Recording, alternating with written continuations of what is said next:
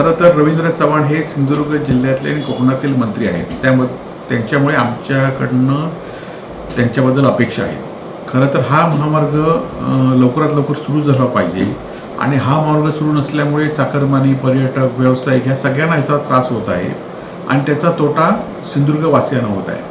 खरं तर गेल्या गणपतीमध्ये हा रस्ता सुरू करण्याचं आश्वासन माननीय मंत्री महोदयांनी दिलं होतं.